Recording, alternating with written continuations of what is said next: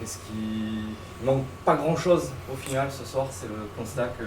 Ouais, malheureusement, on a quelques pertes de balles bêtes et je crois qu'ils ont provoqué beaucoup plus de lancers francs que nous. Ils sont à 36 à 20, donc il y a une grosse différence en dessous du panier. Donc je crois que c'était ça un peu le problème. Comment tu l'expliques ça? C'est un excès d'engagement de votre part? C'est les arbitres qui sont pas trop cohérents? Peut-être un peu les deux et un manque d'agressivité de notre part. Même si je vois qu'à 3 points on était à 45%, donc on progresse, mais il faut rester sur la note positive qu'on n'a pas lâché, qu'on s'est battu et qu'on a montré notre caractère comme à presque tous les matchs à domicile. Ouais, parce que je crois que vous êtes à moins de 15 à 6 minutes de la fin. Oui, dans 95% des cas, c'est terminé, quoi. Ouais, on réussit on revient à moins 2, je crois. Ouais, moins 2 avec une balle d'égalisation. Ouais, donc, malheureusement, Qu'est-ce que ça veut? Ça prouve vraiment votre force de caractère, comme tu disais. Oui, mais on n'en avait pas assez d'énergie, surtout pour retourner le match. Est-ce que vous en avez laissé beaucoup à courir après le score, souvent, dès le début aussi? Ouais, peut-être. Après, on savait que l'ASA, ils ont toujours un trou dans le match. Et, je crois qu'on l'a bien utilisé pour revenir. Mais malheureusement, on n'a pas su retourner le match, comme j'ai dit. Merci. C'est vrai que Stéphane, toi, quel est ton constat après cette défaite qui est pas grand-chose encore? On commence le match avec une défense homme à homme où on a un peu de mal à défendre leur pick and roll. Ils nous font pas mal de mal sur des post-up aussi, sur des situations. Leurs pivots ont mis énormément de points. Ils ont mis 25 points à eux deux. On n'a pas vraiment bien appliqué les consignes sur le pick and roll, sur la défense individuelle, où ils ont très bien lu notre défense. Il manquait un détail qu'on avait travaillé pendant la semaine pour justement éviter que le piqueur ait des paniers faciles en dessous. Derrière, ensuite, en première mi-temps, on donne 6-7 rebonds offensifs. Ils mettent 10-12 points sur des rebonds offensifs. C'est beaucoup trop quand tu joues à domicile et quand le match est serré. Et ils mettent un shoot à la dernière seconde avec Boggs qui est indéfendable. Donc c'est du talent pur, un joueur de grande classe qui a tenu l'équipe à bout de bras ce soir. Deuxième mi-temps, on continue avec notre défense de zone. On a un peu plus de mal. C'est pour ça qu'on joue plus petit avec Flo en 5, avec Nico en 4 pour essayer d'être un peu plus mobile et de les gêner.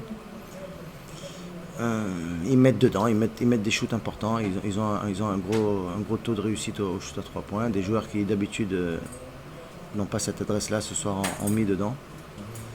Nous, on a manqué de pas mal de solutions en attaque en deuxième mi-temps, où on met peu de points, où on peine à trouver des solutions en attaque.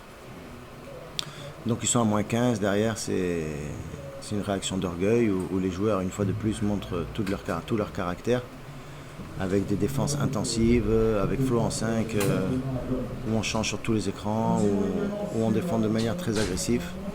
Ce qui est dommage, c'est que l'équipe adverse a 36 lancers francs à 20. Donc ça fait énormément de points faciles donnés à l'ASA ce soir.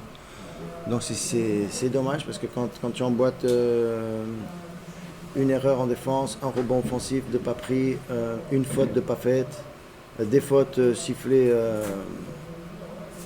qui donnent des lancers francs un peu trop facilement, à la fin, ça se joue sur pas grand-chose. On a un shoot à 3 points pour revenir, il ressort.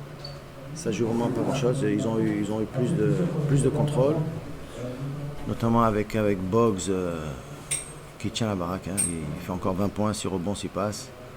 Un joueur de grande qualité où quand les moments sont chauds, c'est le ballon dans les mains de Boggs et c'est lui qui fait le travail. Vous allez trembler encore demain soir et peut-être jusqu'au bout de ce championnat. C'est évident, quand tu es à la fin du classement, tu trembles, mais je pense qu'il y a des équipes qui ont un peu plus tremblé que nous ce week-end encore.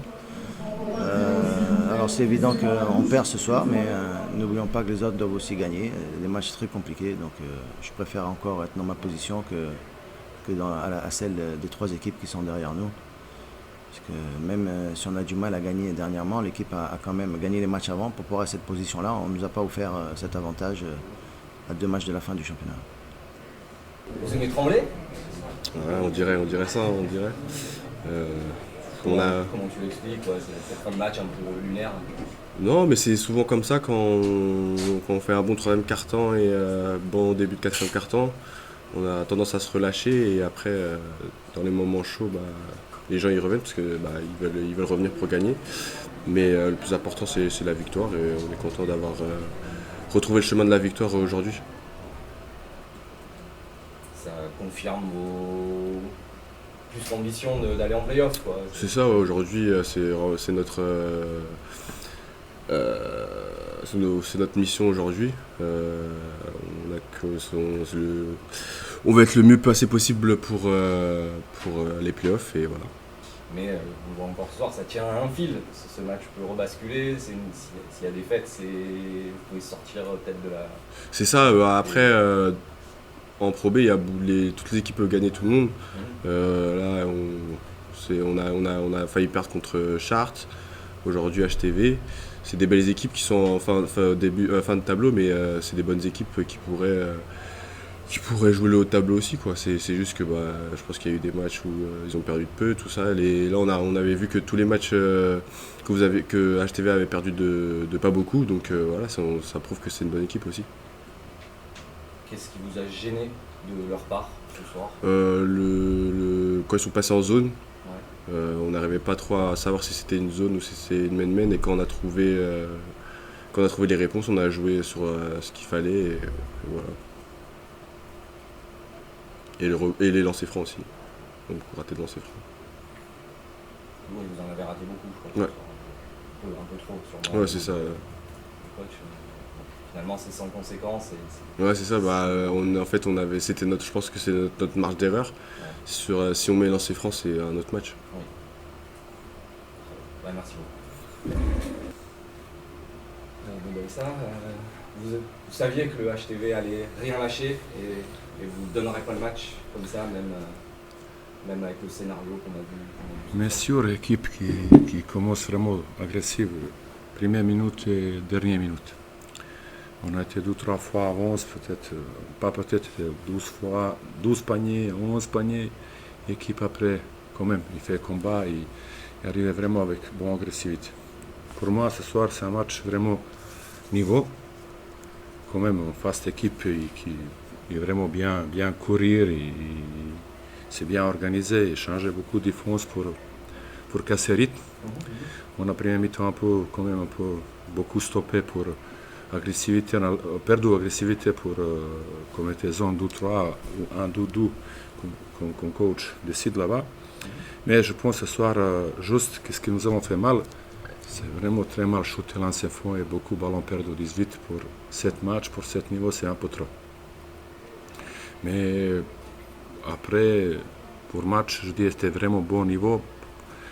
Bien, je voulais vraiment aussi demander ce soir, c'est l'arbitrage Bet-League, c'est un peu quand même, c'est un peu qualité arbitrage aussi, c'était vraiment bien contrôlé le match.